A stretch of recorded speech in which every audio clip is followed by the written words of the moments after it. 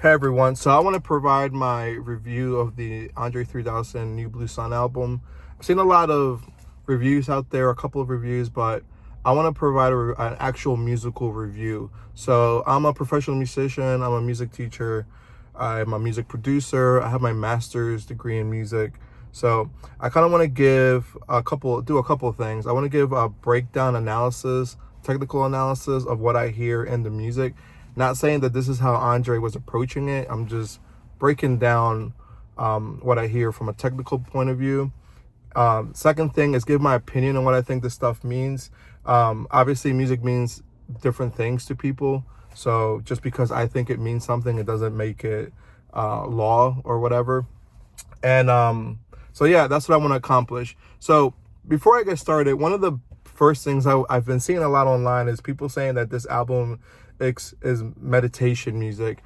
And I want to say that meditation music is usually made up of long tones.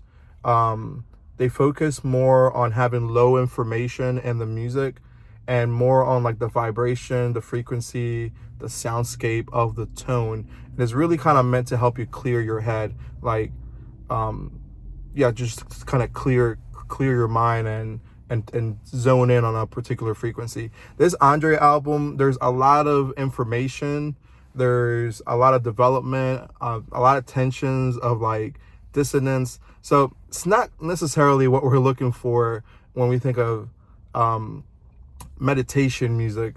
And so for those reasons, I don't think that this album is like a meditation album, as many people are saying. You wouldn't want to meditate to something that's like in a diminished or minor key, or something that's creating tension or something that's making you think too much. So I just want to throw that out there. Be careful about meditating to trying to meditate to this, because I think it would be a little bit difficult and it doesn't quite fit the meditation musical genre. All right, so I have my little notes. Let me start with the review here. So track one, I Swear. It starts off with some pads playing some major minor chords. Pretty standard stuff. There's a clear tempo defined. Even though there's no beat or drums, we can hear based on how the harmonic progression, the chord progression is moving, there's a clear tempo. So it sounds pretty standard. Actually, when I started hearing this, I got pretty excited. I thought he was going to start rapping. I got optimistic, but he didn't start rapping. He didn't even bring a beat in. So the next sound that we hear is like this little quacky, swirly flute sound, which is meant to be disruptive. Again, meditation music wouldn't bring in this like disruptive, swirly flute sound. And then he keeps on with the chord progression. He keeps developing the soundscape. And then he brings in this flute melody, which the flute is clearly on a little bit different frequency. It sounds like it's slightly bit sharper than the pad sound, which again, I think he's doing that on purpose. He's purposely trying to make the flute stand out or sound different. And the flute is playing a pretty melodic, vocal-like melodic melody.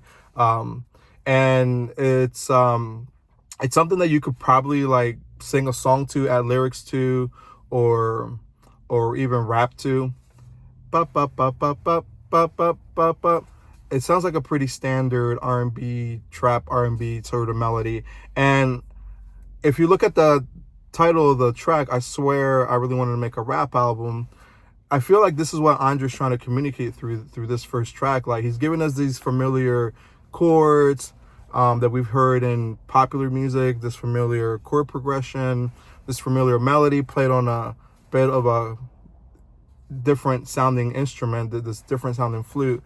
So we see like the struggle of like, I'm still stuck in like R&B rap mode, but like I also want to do this flute thing.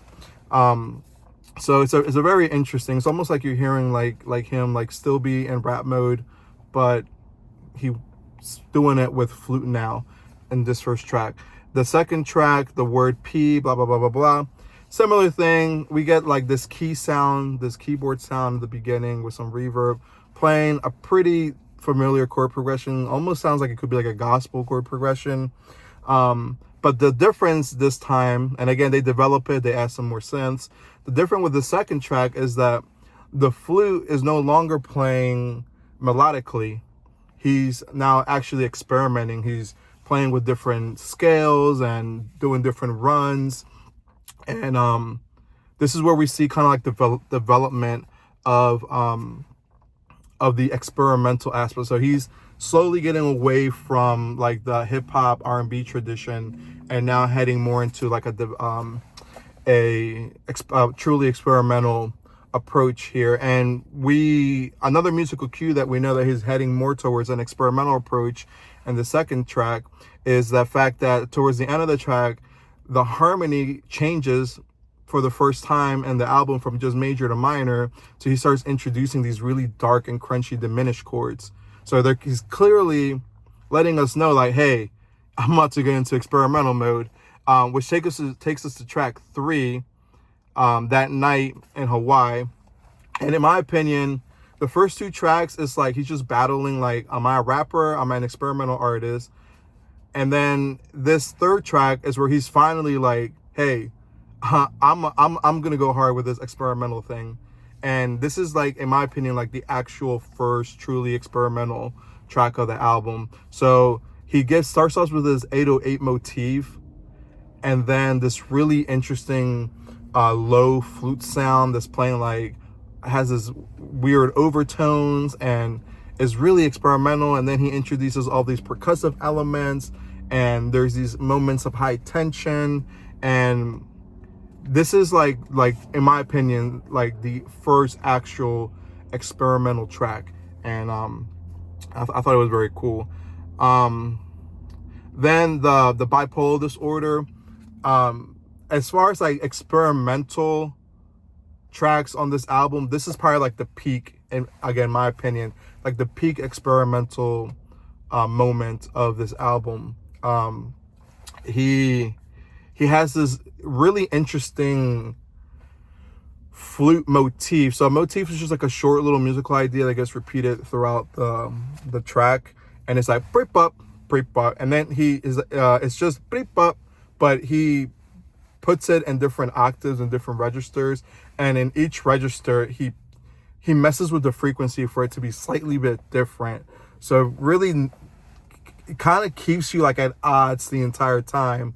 Like it's a very uncomfortable motif, like quacky or loony. And again, like it's a play on word of like the bipolar. So I think he's purposely trying to make it sound loony. And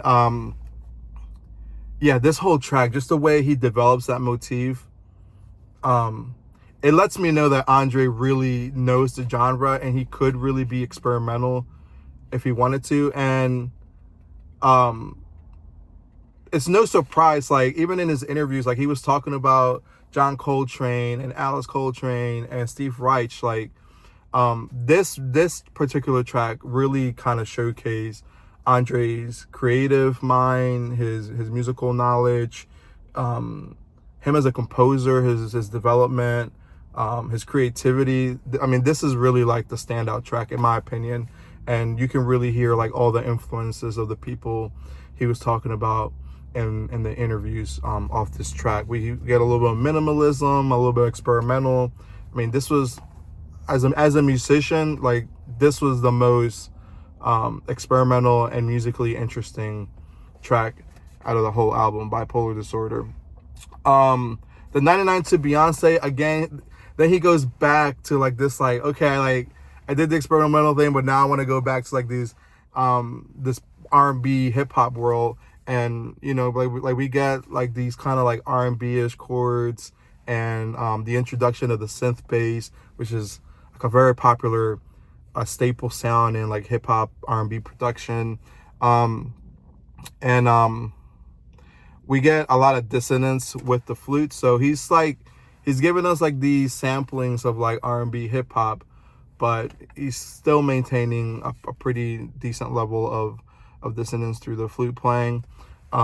So again, like with That Night in Hawaii, Bipolar Disorder, he gives us really like the two most experimental tracks in the whole thing. And then these next two tracks, 99 Infinity to Beyonce, he goes back to like his roots, his like hip hop and R&B thing. And then the Gandhi Dahmer whatever track, again, he goes back to like his hip hop roots. Like he right off the bat, he comes in with this flute sound playing this minor arpeggio. I mean, you could literally sample that flute arpeggio and make a crazy trap beat. So he's clearly like really tapping into like that Atlanta sound with this. The only thing is missing, honestly, is drums. And so we get the minor arpeggio by the flute. We get the rain stick. I forgot to bring this up. It's like a recurring sound through this whole thing. And I think that's probably why people are calling it meditation music, because in a lot of meditative music, you hear the rain stick sounds, and it's part of the soundscape. But yeah, this Gandhi track is an extremely dark track.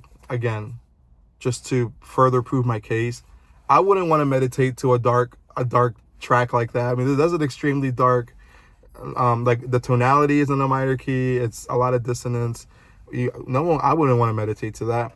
All right, the next one, the Ants to Who Gots to Others, or whatever it's called. Again, it starts out with these the flute sound stands out. So it like almost everything has like pads in the background and stuff like that. So this is kind of like a similar idea to like the second track, where he's kind of doodling around over like these chords, pretty standard chords. And then the last one, the dungeon track, the Dreams Dungeon, whatever it's called. Sorry, I took like really small notes. He comes in with this really cool guitar sound. Now this is the longest track in the entire thing. It's 17 minutes, and there's a lot of development. Like just a lot of development. I would describe the whole thing as one huge crescendo. Like it starts with these really kind of smooth sounds, and then the whole thing just gradually builds. And it's just one huge crescendo from beginning to end. He does this through a couple different mediums, like the addition of like cymbal rolls, adding more aggressive sounds towards the end, the movement with the flute. It's just one, like the whole thing is just one big growth, or one big crescendo. So that's the breakdown of the tracks. I mean, I could like, if I did a formal video on this, it could literally be like hours of me breaking down some of the musical stuff. But my main point here was just really to show you that it's not really meant to be meditation music. Andre, to me, it sounds like he's struggling between wanting to transitioning between wanting to like still be a rapper and like wanting to do this experimental artistic music. It sounds like he's like struggling with the two. And yeah, like, so like how good is this album is something that I've no one has really answered. So if we're rating it like on rapper level, it's very experimental for a rapper, but I would say Kanye, as far as mainstream rappers, like Kanye's Jesus album was pretty experimental. This is way more experimental than that. So for rappers, this is very experimental. The Bipolo track lets me know that Andre has the potential to be like a great experimental artist. His musical mind is undoubtedly brilliant, but he's not quite like what he did on that track. He could have easily taken it to that level on every single track, but he chose not to, which is why I say that he's kind of like battling with these two things. So if we're rating it on rapper experimental level, it's very good, like very experimental. It's a cool track, a cool album. If we're rating it like on the level of like Steve Reich, John Coltrane, it's not quite on that level. Like, it's not quite on a Coltrane level or like a Steve Reich or a Pat Metheny or or like even like people who make noise music. It's not quite on that level. So if I was gonna give this, just thinking all around, I would probably give this like a 5 out of 10, a 6 out of 10 album. It's not horrible. It's a cool concept, but Andre, this is a new, and he says this in his interviews, this is a new world for him. This is a new venture for him. And this type of music, like, you really have to, get it in your ears, which it sounds like he's listening to the right people.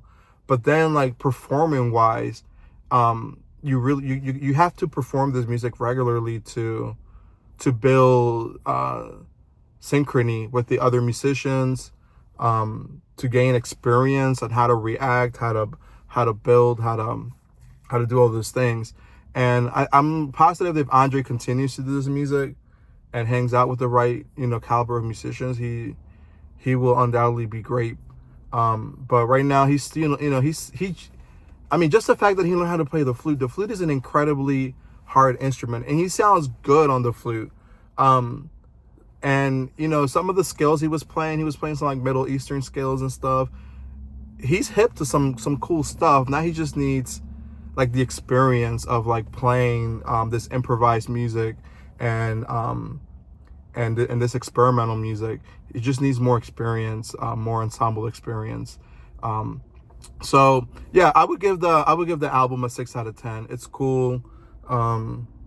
It's very experimental for a hip hop album, but in regards to like the full scape of like experimental music, it's not too experimental. I give it like maybe a 5 out of 10. I'll go 5 out of 10.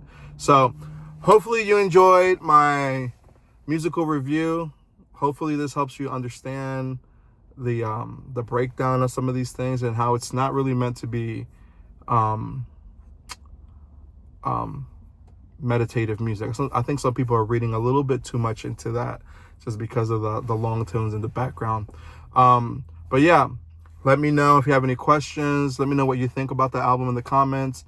And if you want me to make any other reviews, this is my first review ever, let me know and I will make more reviews. All right, peace.